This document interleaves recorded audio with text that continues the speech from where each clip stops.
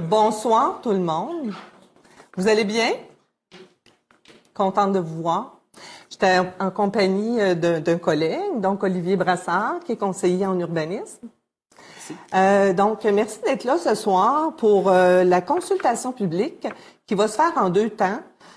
Donc, dans un premier temps, on va faire la consultation sur les zones 2098 et 2099, avenue Wolfe, centre-ville, pour l'agrandissement, dans le fond, de la zone 2098. Et dans le deuxième temps, ça va être les zones 71-79, chemin du lac Hélène, quartier Évin, pour la création d'une zone 71-87. Là, je me rends compte que je ne me suis pas présentée. Donc, Lynne Fortin, moi, je représente le quartier Évin. Alors, ça me fait plaisir d'être avec vous ce soir.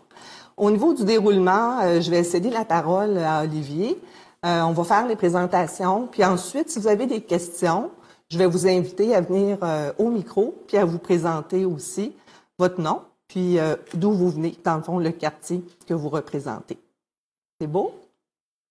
Donc, Olivier, je te cède la parole. Merci beaucoup. Donc, je répéterai pas les informations qui viennent d'être véhiculées. Dans le fond, c'est en 2 temps. Il y a à gauche, on a l'avenue Wolfe qui est à Rouyn-Sud, puis à droite, on a la zone qu'on créerait au lac Hélène. Le projet de règlement va être présenté, les deux modifications. Ensuite, il va y avoir le calendrier d'adoption. Ensuite, il y aura la période de questions. Donc, pour ce qui est de modifications pour permettre un usage résidentiel de faible densité sur l'avenue Wolfe, qui correspond à l'article 2 du projet de règlement, il est situé au bout de l'avenue Wolfe, juste en bas c'est le petit carré jaune. C'est juste en bas aussi là, de la tourelle. Est-ce que vous le voyez bien de là-bas, le petit carré jaune? Sinon, on va zoomer. Oui, parfait. Donc, plus précisément, l'enjeu, c'est qu'on a la zone d'en bas, la zone 2098, qui est une zone résidentielle de faible densité et de moyenne densité, qui autorise de 1 à 4 unités de logement par bâtiment. Puis juste au nord, donc la zone qui est surlignée en jaune, qui est la zone 2099, qui est une zone de moyenne et haute densité de 4 à 40 logements par bâtiment. L'enjeu derrière ça, c'est qu'on a identifié un terrain qui pourrait être développé afin de relocaliser un ménage de la zone tampon. Puis pour permettre la construction de ce ménage unifamilial-là, il faudrait tout simplement changer la limite de la zone pour l'autoriser. Donc, en quoi consiste plus précisément la modification? On a tout simplement un agrandissement de la zone 2098 à même la partie sud de la zone 2099. Les terrains qui vont être inclus dans ces nouvelles limites-là, c'est le lot 6 693 263 qui correspond au terrain visé, puis une partie du lot 6 696 264 qui correspond en fait à une partie de la ruelle actuelle, qui elle va être maintenue. C'est tout simplement qu'elle doit être inclue dans la nouvelle zone. Ensuite, pour ce qui est de la création de la zone de conservation sur le chemin du lac Hélène, qui correspond à 2 articles, qui est l'article 3 et 4, on est situé dans le quartier, dans le territoire des Vins. Le cœur de quartier, il est au nord-est de ça. On est juste au sud du rang des Cavaliers, au bout du chemin du lac Hélène, entre le lac Hélène et le lac Adéline. Donc, c'est la partie surlignée en jaune. Plus précisément, on a actuellement une zone qui part du début du chemin du lac Hélène, qui va jusqu'au bout, puis qui vient se terminer à la limite de la zone agricole. C'est une zone résidentielle de faible densité qui comprend en fait tout l'alignement de maisons sur le chemin du lac Hélène et 2 terrains non construits. Il y en a un qui appartient à la ville, qui est le parc municipal, puis il y en a une qui sont des terres publiques qui appartiennent au ministère. Donc, la modification qu'on vient apporter, on vient créer donc la fameuse zone résidentielle, qui est la zone 71-79. on vient créer au bout de cette zone-là, pour les deux terrains que j'ai nommés, la zone 71-87, elle va inclure les deux lots. Donc, le lot 4 172 538 qui appartient à la ville, qui est le parc municipal, qui est le plus petit. Puis le plus gros qui borde ce lot-là, c'est le lot 4 172 505 qui appartient au ministère. Quand on crée une zone, il faut créer une grille des spécifications pour montrer, pour régir les usages qui sont permis ou pas. Donc, la zone résidentielle, elle est à gauche, elle va être maintenue, c'est juste qu'elle va être retirée de ces deux lots-là pour la nouvelle zone 71-97 à droite. Donc, les usages de faible densité pour les deux lots que j'ai mentionnés ne seront pas autorisés. Ce sera seulement la mise en valeur et conservation qui sera autorisée dans cette zone. Au niveau du calendrier d'adoption, le 26 janvier 2026, il y a eu l'adoption du premier projet de règlement. Ensuite, le 4 février, il y a eu les avis publics de consultation qui convoquent la présente assemblée de consultation publique, aujourd'hui le 23 mars. S'il n'y a pas d'opposition, si tout se passe bien, la séance suivante du Conseil, donc le 13 avril 2006, il y aurait l'adoption du second projet de règlement. Ensuite, il y aurait le 22 avril les avis publics pour les personnes habiles à voter. Ça, c'est parce que le projet de règlement contient des dispositions susceptibles d'approbation référendaire. Encore une fois, s'il se passe bien dans cette période-là, si tout se passe bien dans cette période-là, le 11 mai, il y aurait l'adoption du règlement sous sa forme finale pour une entrée en vigueur à sa publication le 20 mai 2026. Olivier, est-ce que tu pourrais préciser ce que sont des personnes habiles à voter? Les personnes habiles à voter sont les personnes qui sont situées, donc, soit les résidents ou les propriétaires de la zone visée. Donc là, ça serait de la zone 71-87. La zone visée qui est également la 71-79. Donc, ces deux zones-là, plus toutes les zones qui sont contiguës. Donc, la zone agricole à gauche, si on recule là. La zone agricole à gauche, la zone agricole au nord du lac Hélène et la zone à l'est du chemin du lac Hélène, donc la 75-36.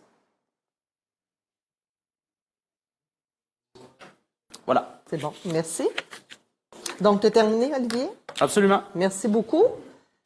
Alors, on en est à la période de questions. Est-ce qu'il y en a qui auraient des questions, besoin d'éclaircissement? Oui, je vous demanderai de vous présenter au micro. Est-ce que je vais aller au micro? Absolument. On fait ça en grand. Alors, bonsoir à vous deux. Bonsoir. Au reste du groupe. Mon nom est Stéphane Lacroix, je suis résident du lac Hélène.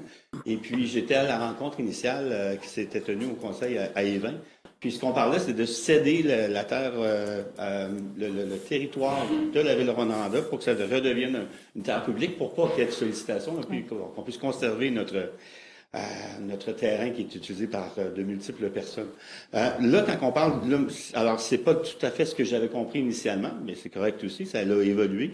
Mais maintenant, on parle de mise en valeur et conservation. Je suis allé voir aussi sur Internet un peu partout en province, et pour moi, c'est très nébuleux. C'est peut-être pas mon domaine, mais. Donc, votre question est de savoir si ça répond toujours à la même chose. Qu'est-ce que ça veut dire? Parfait. Donc, oui. Olivier? Dans une zone, ça prend des usages. Puis, de ces usages-là, il y a des classes d'usage qui veulent dire pas d'usage. À peu près. Donc, mise en valeur et conservation, c'est tout simplement, dans le franc-parler, là, c'est juste dire une zone d'environnement. Donc, les usages qui sont dans cette classe-là, c'est très, très rarement des usages à fin lucratif. Là, c'est centre d'interprétation de la nature, si jamais il y a lieu. Ça, j'ai pas eu vent là, de projet de mettre un musée dans un musée nature dans cette zone-là. Il y a réserve forestière, réserve pour la protection de la faune, forêt ou boisée à protéger. Dans le fond, c'est tout simplement la classe d'usage qui ne permet pas de construction. À part si c'est un centre d'interprétation, mais ça, c'est pas quelque chose qui est prévu. Pour les citoyens, on peut continuer à se promener, en profiter, à aérer, à prendre la démarche. Absolument, c'est public. OK, parfait. Est-ce que c'est les mêmes fonctions qu'une terre publique?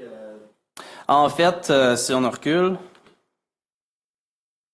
le terrain là, le plus proche du lac Hélène, qui est à l'intérieur de la nouvelle zone, c'est les terres municipales. Donc, il y a un parc actuellement qui va demeurer. Ce parc-là, même si son usage spécifique il est pas inclus dans cet usage-là, c'est pas grave parce que c'est un usage qui est autorisé dans toutes les zones, peu importe là, c'est quoi qui est marqué dans la grille. L'autre, celui qui borde, c'est les terres publiques du gouvernement.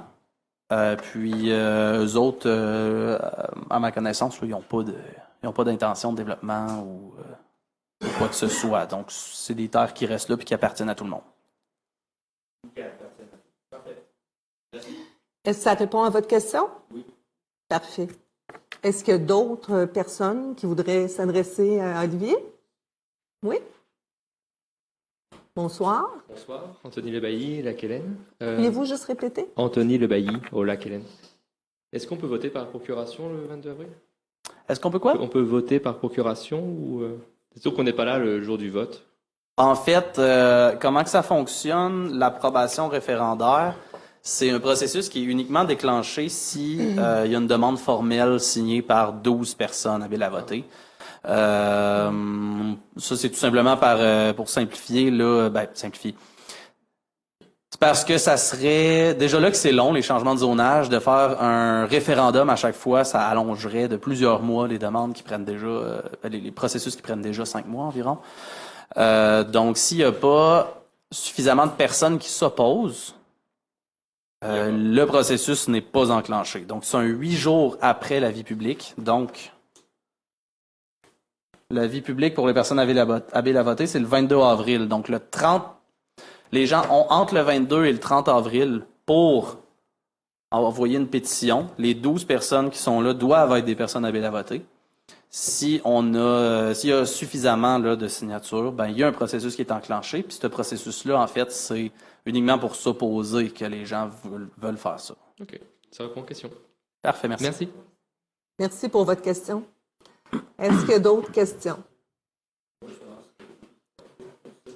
Donc, on était sur le lac Hélène, mais pour l'autre zone aussi qu'on a discuté tout à l'heure, au niveau de la rue Wolfe, est-ce qu'il y avait des questions?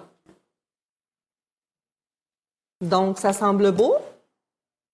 Parfait. Donc, je vous remercie beaucoup pour votre présence, pour vos questions aussi. Merci beaucoup, Olivier. Merci. C'est à suivre. Donc, la prochaine étape qui est très bientôt, là, que tu avais montré.